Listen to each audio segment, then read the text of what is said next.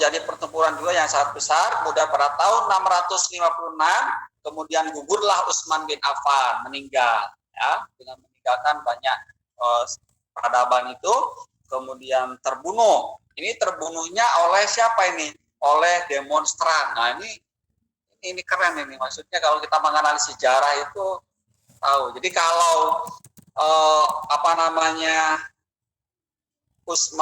Utsman bin Affan itu dibunuh karena ada demonstrator yang demo gitu depan istana, kemudian dia masuk kemudian membunuh Utsman bin Affan. Kalau yang Umar bin Khattab itu dibunuhnya oleh seorang budak Persia ya, oleh demonstran. Ini ceritanya panjang ini ya. Maka sekarang itu kalau ada demonstran itu, kalau kita tahu sejarah itu enak, cara memetakan itu gampang, karena memang terjadi pada zaman Utsman itu sudah terjadi demo besar-besaran itu, bahkan pendemonya itu sampai membunuh siapa? Utsman bin Affan gitu loh. Jadi kroyok gitu loh ceritanya gitu loh. Nah, jadi peruntuhan kekuasaan melalui demo. Nah, ini sekarang banyak nggak? Oh, kayak biang.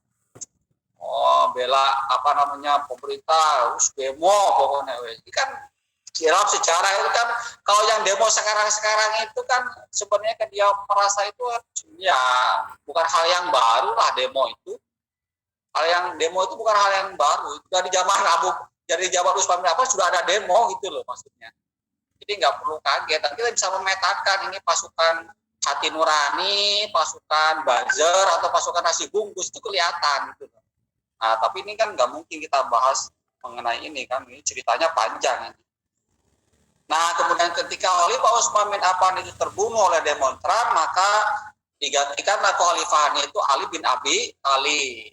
Ya, oleh Ali bin Abi Thalib pada tahun 656 Hijriah. Nah, kemudian terjadilah suhu politik yang cukup di situ. Tadi ada salah seorang seorang pefitnah ulung ya, zaman dulu sampai sekarang pefitnah ada ya, tukang fitnah. Zaman dulu ada Sengkuni tukang fitnah, yaitu Abdullah bin Sabah namanya. Dia suka memfitnah gitu ya, mengadu domba. Maka terjadilah perang pertama sesama muslim, yaitu disebut dengan perang apa itu? Alfan. Perang pertama sesama muslim. Ramudeng ratau maca buku we. Perang apa? Perang Jamal. Perang Jamal itu perang unta, ya, antara pasukan Ali bin Abi Thalib dengan pasukannya Siti Aisyah. Itu loh perang Jamal itu kenapa bisa terjadi? Karena ada pihak ketiga yang mengadu domba umat Islam. Maka sekarang itu kalau kita diadu domba itu dari dulu sudah ada kayak gitu loh. Umat Islam perang itu dari dulu sudah ada, zamannya Utsman bin Affan perang Jamal itu karena kan diadu domba itu. Ya, umat Islam diadu domba. Nah, kita harus jernih dalam melihat situasi itu. Jangan sampai umat Islam diadu domba dan kepentingan tertentu gitu ya. Perang Jamal. Kemudian pada masa Ali bin Abi Thalib itu kemudian ibu kota dipindahkan yang tadinya di Madinah ke Kufah ya, ke Kufah itu. Nah, kemudian juga di situ ada perang Jamal ya. Kemudian ada para sahabat juga pada waktu yang meninggal seperti Tolha, kemudian Jubair ya, meninggal pada waktu itu. Nah, kemudian pada tahun 657 itu terjadi perang saudara Islam, yaitu perang Siffin. Perang Siffin ya. Perang Siffin antara siapa? Antara pasukan Ali bin Abi Thalib dengan Muawiyah bin Abu Sufyan. Muawiyah bin Abu Sufyan itu kan gubernur Damaskus. Gubernur Damaskus itu kan yang mengasihkan Damaskus ke Umayyah bin Abu Sufyan itu siapa? Yaitu Umar bin Khattab, gitu loh ya. Umar bin Khattab itu ngasih jabatan kepada Umayyah bin Abu Sufyan untuk menjadi gubernur di mana itu, di Damaskus. Nah, terjadi perang saudaranya antara siapa? pasukan Ali bin Abi Thalib dan siapa? Dan Umayyah bin Abu Sufyan di Damaskus. Apa yang menjadi ceritanya? Ceritanya ya panjang. Kenapa terjadi perang sipil? Salah satu yang sederhana ya tadi itu ada pihak ketiga yang mengadu domba, yaitu Abdullah bin Sabah. Nah, gini. Gimana ceritanya? Jadi ketika gini, Ali bin Abi Thalib itu kan Utsman bin Affan kan meninggal oleh demonstran. Nah, Muawiyah bin Abi Sufyan itu menuntut kepada Ali bin Abi Thalib sebagai khalifah untuk segera mengkisos siapa yang membunuh Utsman bin Affan. Ceritanya kan gitu. Ya, pokoknya khalifah Umayyah bin Abi Sufyan supaya mendesak supaya Ali bin Abi Thalib untuk mengadili atau mengkisos siapa pembunuh Utsman bin Affan itu. Nah, Ali bin Abi Thalib itu kemudian dia berpikir sebelum melakukan tindakan pengkisosan terhadap pembunuh Utsman bin Affan, ingin melakukan kajian terlebih dahulu, penelitian atau penyelidikan supaya nanti tidak salah sasaran. Kenapa? Karena kan waktu itu kan demonstrasi besar-besaran, kemudian yang membunuh Utsman bin Affan itu kan bergerombol. Itu bergerombol itu ketika mau mendeteksi itu harus satu persatu siapa yang terlibat. Itu kan jelimet gitu dalam usuran hukum. Kalau misalkan satu orang seperti Ibnu Mulzam itu yang membunuh Umar bin Khattab itu kan kelihatan orangnya satu ketika sholat dia muncul di belakang, dikisos langsung bisa.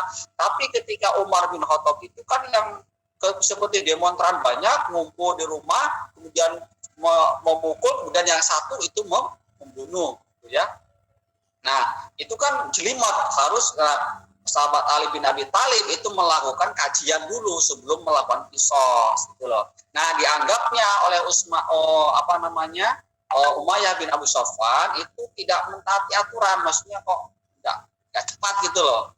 Nah, jadi disitulah awal kemudian dikomporilah oleh pihak ketiga menganggap bahwa Ali bin Abi Thalib itu tidak mau melakukan hukum kisos. Ya, secara tidak langsung berarti menuduh sahabat Ali bin Abi Thalib tidak melakukan atau menjalankan syariat Islam. Ya, itu yang seperti itu pihak ketiga.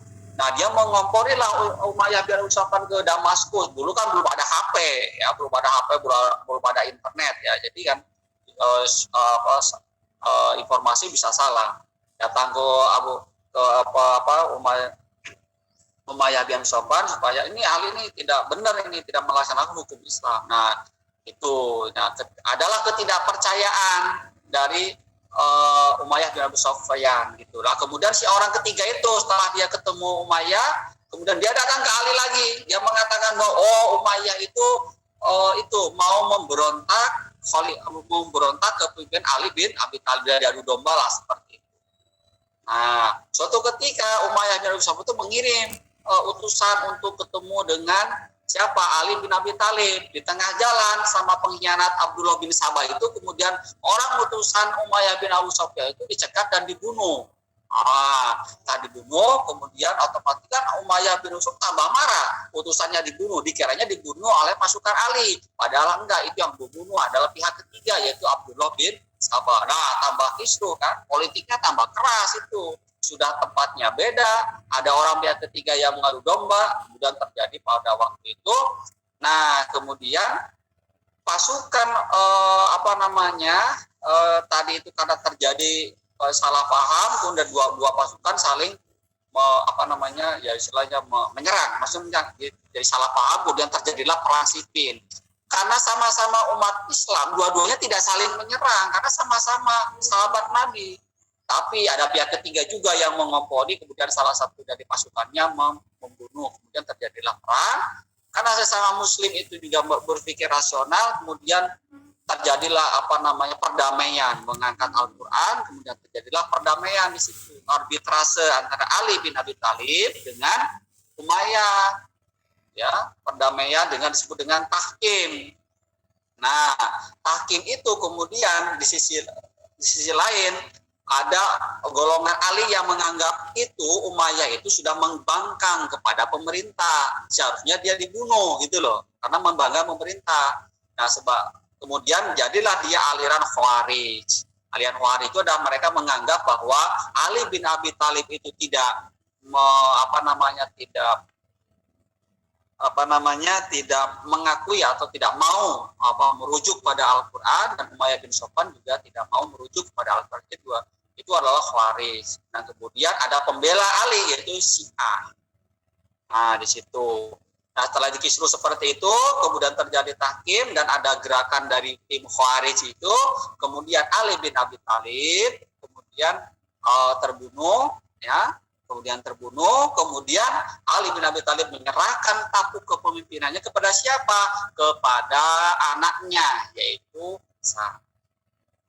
Ya, kepada Hasan menyerahkan, kemudian sama Hasan karena dia melihat ada situasi politik yang kurang bagus, maka diserahkanlah kepemimpinannya Hasan kepada Muawiyah bin Abi Sofyan supaya situasi kondusif.